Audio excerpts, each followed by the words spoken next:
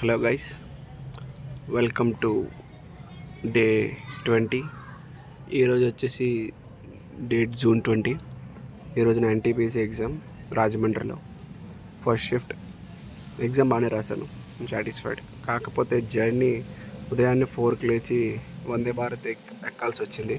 అది 5:45కి వైజాగ్లో, 7:35కి రీచ్ అవ్వాలి రాజమండ్రి. బట్ 8:10 కల్లా రీచ్ అయింది. అండ్ ఎగ్జామ్ సెంటర్లో గేట్ క్లోజింగ్ టైం ఏమో 8:30. 20 మినిట్స్లో అక్కడికి వెళ్ళాలి.